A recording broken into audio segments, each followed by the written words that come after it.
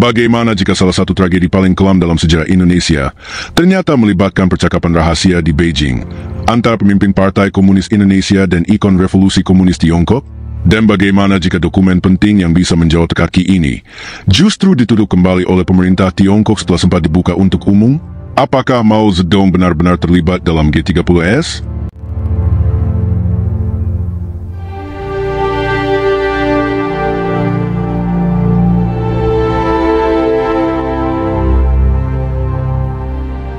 Kunjungan rahasia sebelum darah tumpah. Kurang dari 2 bulan sebelum darah tumpah di malam kelam 1 Oktober 1965, sebuah pertemuan rahasia terjadi ribuan kilometer dari Jakarta, di jantung kekuasaan komunis dunia, Beijing. Di sanalah di Nusantara Aidit, ketua CDPKI, bertemu langsung dengan Mao Zedong, sang pemimpin besar revolusi Tiongkok. Pertemuan ini bukan kunjungan diplomatik biasa. Ia berlangsung dalam suasana yang syarat ketegangan dan kekhawatiran. Soekarno yang makin sakit-sakitan, situasi militer yang mengeras, dan tarikan geopolitik perang dingin yang menekan dari segala arah. Dalam percakapan itu, sebagaimana kemudian terungkap dalam arsip yang sempat dibuka oleh pemerintah Tiongkok, Aidit dan Mao membicarakan topik paling tabu dalam politik Indonesia saat itu, apa yang akan terjadi bila Soekarno wafat atau dilengsarkan? Dengan kata lain, siapa yang akan menggantikan pemimpin besar revolusi? Bagaimana nasib revolusi jika sang orator utama tak lagi ditampuk kuasa? Percakapan itu kini menjadi bahan bakar bagi dua versi sejarah yang saling bertentangan. Bagi penguasa Orde Baru dan militer Indonesia, kunjungan Aidit ke Beijing adalah bukti konspirasi. Bahwa PKI tak hanya merencanakan kudeta, tetapi juga melibatkan kekuatan asing dalam melakukannya. Aidit digambarkan sebagai agen Beijing, dan Mao Zedong sebagai dalang dari balik layar. Tahun 1967, 2 tahun setelah G30S meledak dan ratusan ribu nyawa melayang, Indonesia resmi memutuskan hubungan diplomatik dengan Tiongkok. Narasi itu dikunci rapat dalam buku-buku sejarah selama lebih dari 3 dekade. Tapi apakah tuduhan itu memiliki dasar nyata atau sekadar alat politik? Jika kita lihat konteksnya, pertemuan Aidit dan Mao terjadi di tengah relasi mesra antara PKI dan Partai Komunis Tiongkok. PKI saat itu adalah partai komunis terbesar di luar Blok Timur dan satu-satunya yang berkuasa secara terbuka dalam pemerintahan non-komunis. Kedekatan ideologis dan simbolis antara PKI dan Beijing bukan rahasia. Aidit sering memuji model revolusi agraris Tiongkok, sementara Mao melihat Indonesia sebagai ladang subur untuk ekspor ideologi revolusionernya. Namun, apakah kedekatan itu otomatis berarti persekongkolan? Dokumen percakapan Aidit Mao justru menunjukkan hal sebaliknya. Menurut catatan arsip Kementerian Luar Negeri Tiongkok yang dikutip sejarawan Tao Moyo, Mao mendengar dengan kaget saat Aidit menyampaikan rencana untuk mengambil alih kekuasaan jika kondisi nasional mengizinkan. Mao tak langsung memberikan dukungan militer atau strategi. Ia bahkan bersikap hati-hati. Justru dari nada dan isi percakapan, terlihat bahwa Aidit sedang mencari restu, bukan menerima perintah. Inilah titik kritis yang kerap diabaikan dalam narasi resmi Orde Baru. Jika Aidit datang dengan rencana, dan Mao hanya mendengarkan tanpa komitmen, maka pertanyaannya bukan, apakah Mao menyuruh? Melainkan, mengapa Aidit merasa perlu memberitahu?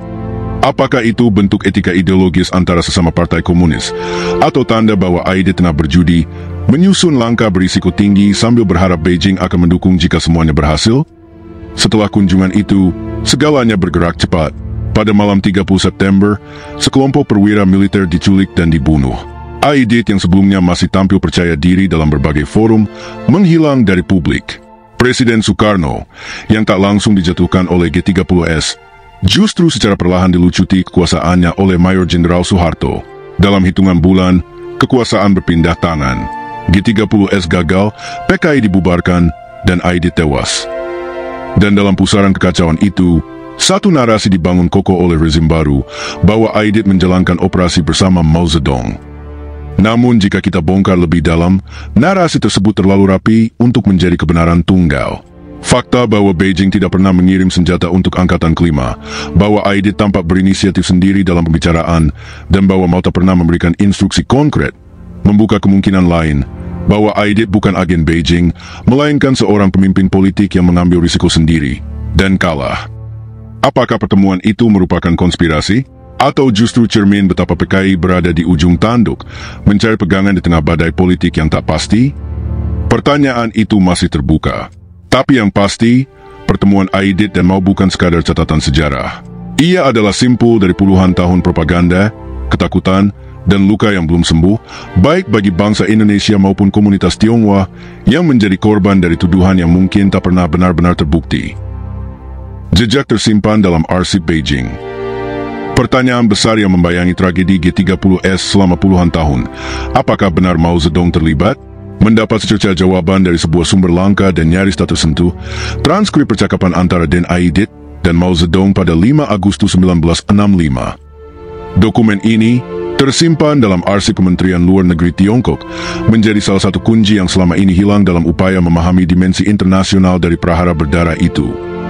Namun, seperti banyak bagian gelap sejarah, jejak itu tak mudah diakses. Selama lebih dari 4 dekade, arsip tersebut tersembunyi dari mata dunia.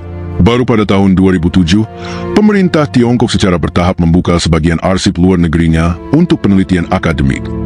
Dari ribuan dokumen, salah satunya adalah transkrip penting pertemuan Aidit Mao.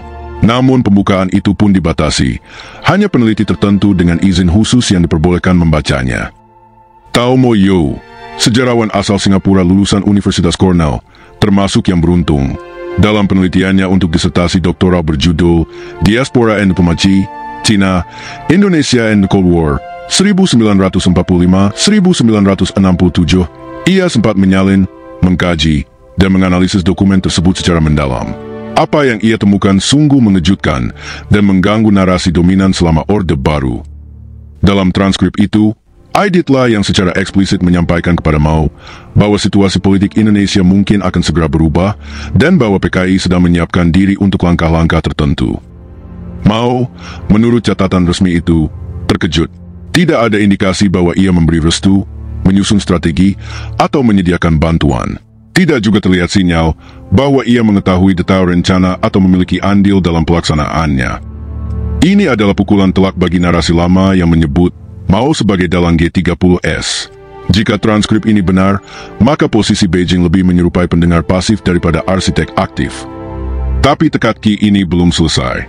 Pada tahun 2013, hanya 6 tahun setelah dibuka, pemerintah Tiongkok kembali menutup akses terhadap arsip itu tanpa penjelasan. Bagi banyak peneliti, penutupan mendadak ini mengundang kecurigaan. Apakah ada bagian dari transkrip yang dianggap terlalu sensitif? Apakah Beijing khawatir dokumen itu dapat dimanfaatkan oleh pihak tertentu untuk membangun narasi baru atau membuka kembali luka lama? Apapun alasannya, langkah itu justru membuat transkrip tersebut semakin penting. Sejarawan seperti Tao Mo yang sempat mempelajarinya menjadi saksi akademik terhadap jejak yang kini tak lagi dapat diverifikasi secara publik. Artinya, meskipun temuannya mengarah pada kesimpulan bahwa peran Tiongkok dalam G30S sangatlah terbatas, kita tetap berhadapan dengan keterbatasan bukti karena dokumen kunci itu telah kembali menjadi barang rahasia negara. Ada lapisan paradoks dalam kenyataan ini. Dokumen yang bisa menjernihkan satu bab sejarah berdarah justru ditarik kembali ke ruang gelap oleh negara yang pernah dituduh sebagai pelakunya. Apakah ini bentuk pengendalian narasi sejarah oleh Beijing? Ataukah sekadar prosedur rutin dalam pengelolaan arsip negara? Yang jelas, bagi Indonesia, dampaknya nyata. Narasi keterlibatan Tiongkok telah digunakan selama lebih dari 30 tahun sebagai alat legitimasi politik, pembenaran pembantaian, dan dalih untuk mendiskriminasi etnis Tionghoa. Jika ternyata dasar tuduhan itu rapuh, kita sedang melihat salah satu tragedi manipulasi sejarah terbesar di kawasan ini. Dan pertanyaan itu pun kembali menggaung, jika Aidit adalah perancang dan Mao hanya pendengar, mengapa ribuan nyawa Tionghoa menjadi korban? Mengapa tuduhan tetap dilanggengkan? Jika bukti-bukti sejarah menunjukkan bahwa Mao Zedong tidak merancang apalagi mengatur G30S, mengapa narasi keterlibatan Tiongkok tetap diulang-ulang, bahkan dijadikan dogma resmi oleh negara selama lebih dari 3 dekade? Jawabannya terletak bukan semata pada fakta, tapi pada fungsi politik dari narasi itu sendiri. Bagi rezim Orde Baru, pasca 1 Oktober 1965 adalah masa yang penuh ketidakpastian. Legitimasi kekuasaan Soeharto belum terbentuk secara utuh. Ia bukan pemenang pemilu, bukan pewaris resmi kekuasaan Soekarno, dan naik ke puncak kekuasaan lewat jalur militer di tengah kekacauan nasional. Dalam situasi seperti itu, penguasa baru membutuhkan musuh bersama. Dan di titik itulah komunisme, PKI, dan Tiongkok dijadikan kambing hitam strategis. Tuduhan bahwa G30S adalah proyek Beijing tidak hanya menyederhanakan konflik internal yang kompleks menjadi narasi hitam putih, tapi juga memberikan justifikasi atas tindakan represif yang diambil, pembubaran PKI, pembunuhan massal, pembatasan kebebasan sipil, dan militerisasi kehidupan politik. Dengan satu narasi, negara bisa menghabisi oposisi, menggiring opini publik, sekaligus menjadikan diri sebagai penyelamat bangsa dari ancaman asing dan ideologi impor. Namun yang paling tragis adalah dampaknya terhadap etnis Tionghoa Indonesia. Tuduhan bahwa Tiongkok ikut terlibat dalam G30S memberi amunisi ideologis bagi rezim untuk memukul komunitas Tionghoa dengan cap sebagai agen asing, komunis, atau tidak loyal pada NKRI. Hasilnya adalah sistem diskriminasi struktural yang berjalan selama puluhan tahun. Bahasa Mandarin dilarang, bukan hanya di ruang publik, tapi juga di lingkungan keluarga dan komunitas. Anak-anak Tionghoa dipaksa meninggalkan bahasa nenek moyangnya. Surat kabar, sekolah, dan organisasi sosial Tionghoa di Bredel dianggap sebagai sarang komunisme. Warga keturunan harus mengurus surat bukti kewarganegaraan Republik Indonesia, atau SBRI, sebuah kebijakan yang memperlakukan mereka seolah pendatang, bukan warga sah negara ini. Lebih dari 160.000 warga Tionghoa meninggalkan Indonesia, sebagian besar secara paksa atau karena tak merasa aman lagi. Narasi yang semula digunakan untuk menjelaskan situasi politik, dengan cepat berubah menjadi alat stigmatisasi etnis. Kekuasaan Orde Baru memanfaatkan ketakutan yang ditanamkan lewat propaganda, agar masyarakat menerima perlakuan tidak adil terhadap sesama warga negara. Dalam konteks ini, sejarah bukan sekadar catatan masa lalu, melainkan alat kontrol sosial dan politik. Sejarawan Asfi Warman Adam dari LIPI secara konsisten menyuarakan kritik terhadap narasi Orde Baru ini. Ia menilai tuduhan keterlibatan Tiongkok sangat lemah. Kalau mau hanya mendengar wacana dari Aidit, tanpa restu eksplisit dan tidak ada senjata yang dikirim untuk angkatan kelima, maka secara hukum internasional pun sulit menyatakan Tiongkok sebagai pihak yang bersalah, tegasnya. Asfi juga membandingkan komunikasi Aidit ke Mao dengan pengakuan Kolonel Latif yang sempat menghubungi Jenderal Soeharto beberapa jam sebelum G30S berlangsung. Jika komunikasi Latif tidak serta-merta dianggap sebagai persekongkolan Soeharto, maka mengapa komunikasi Aidit ke Mao dijadikan bukti kuat konspirasi internasional? Pemeriksaan kritis ini penting, karena selama ini sejarah G30S dan pasca G30S disampaikan kepada generasi muda dalam bentuk yang sudah disusun secara politis. Buku-buku pelajaran, film wajib tonton seperti pengkhianatan G30S PKI, hingga pidato-pidato resmi negara, semua membentuk satu narasi tunggal. PKI didukung Beijing dan Orde Baru adalah penyelamat. Kini, dengan terbukanya sebagian arsip dan munculnya kajian-kajian akademik lintas negara, narasi itu perlahan mulai dipertanyakan. Tapi luka yang ditinggalkannya masih terasa nyata, tidak hanya pada korban kekerasan tahun 1965, tapi juga pada warga Tionghoa Indonesia yang hidup dalam bayang-bayang stigma dan kecurigaan, bahkan hingga hari ini. Ambiguitas dukungan Beijing, titik abu-abu politik internasional. Namun tak semua pakar sepakat bahwa Tiongkok sepenuhnya bebas dari bayang-bayang keterlibatan. Bagi sebagian pengamat, peran Beijing tidak bisa begitu saja dikesampingkan, hanya karena absennya instruksi langsung dari Mao Zedong, atau karena senjata yang dijanjikan tak kunjung tiba. Dewi Fortuna Anwar, pakar politik luar negeri Indonesia, menawarkan perspektif yang lebih kompleks. Ia menggarisbawahi bahwa dalam logika geopolitik perang dingin, dukungan tidak selalu harus konkret dan langsung. Simpati ideologis, penyelarasan strategi jangka panjang, serta relasi simbolik antar partai-partai komunis di dunia membentuk semacam dukungan diam-diam yang seringkali tak terekam dalam dokumen resmi. Dalam lanskap global saat itu, Tiongkok dan Uni Soviet bersaing ketat dalam memperebutkan pengaruh atas gerakan-gerakan komunis dunia. Bagi Beijing, PKI adalah mitra strategis di Asia Tenggara, terutama karena posisinya yang unik sebagai partai komunis terbesar di luar blok komunis, yang bisa beroperasi secara legal di pemerintahan nasionalis. Dukungan terhadap PKI, walau tidak dalam bentuk pasokan senjata atau pengarahan operasional, tetap merupakan investasi ideologis dan politik jangka panjang. Bahkan kehadiran Aidit dalam perayaan ulang tahun revolusi Tiongkok tahun-tahun sebelumnya mencerminkan betapa eratnya hubungan itu. Dari sudut pandang ini, fakta bahwa senjata untuk angkatan kelima, sebuah inisiatif PKI untuk mempersenjatai massa buruh dan tani, tak pernah sampai ke Indonesia, bukan berarti tak ada komitmen. Seperti dijelaskan Dewi, kemungkinan besar proses pengiriman senjata masih dalam tahap diplomasi teknis dan logistik ketika G30S sudah keburu gagal. Dengan kata lain, Kegagalan mengirim bisa jadi lebih mencerminkan terlambat bertindak, bukan tidak ada niat sama sekali. Hal inilah yang membuat posisi Beijing dalam kasus G30S menjadi titik abu-abu yang sulit dipetakan secara tegas. Beijing mungkin tidak menjadi sutradara, tapi jelas bukan penonton pasif. Ia bukan dalang, namun juga bukan sepenuhnya tidak terlibat secara emosional maupun strategis dalam upaya mempertahankan ruang hidup ideologisnya di Asia. Inilah yang disebut oleh sebagian analis sebagai strategic ambiguity, dukungan bersyarat dan fleksibel yang diberikan dalam konteks tertentu, tanpa keterikatan penuh.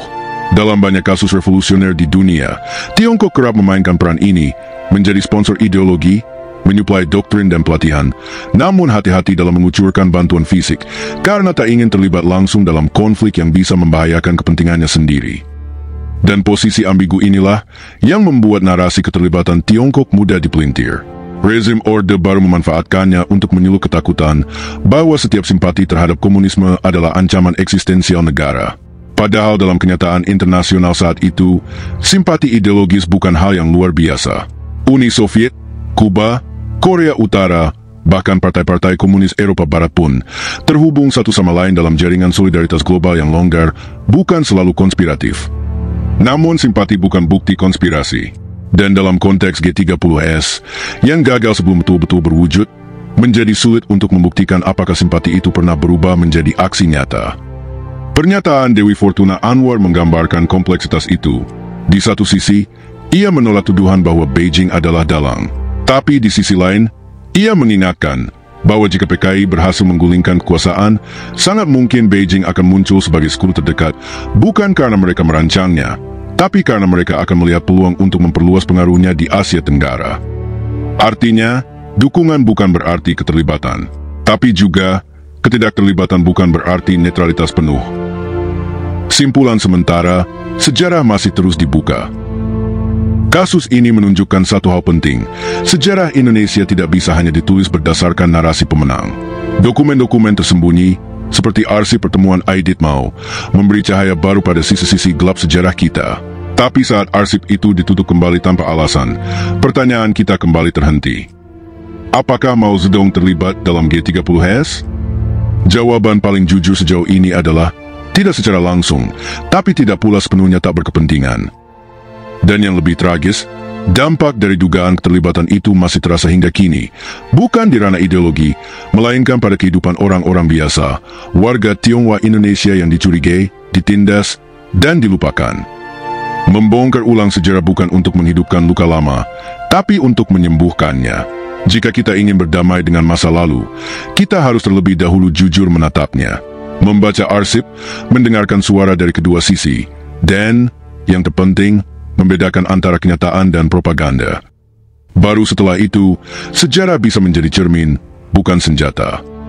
Kalau kamu suka konten sejarah kritis seperti ini, jangan lupa like, subscribe, dan bagikan. Dan tulis di komentar, apakah menurutmu Beijing benar-benar tidak terlibat atau hanya bermain aman di belakang layar?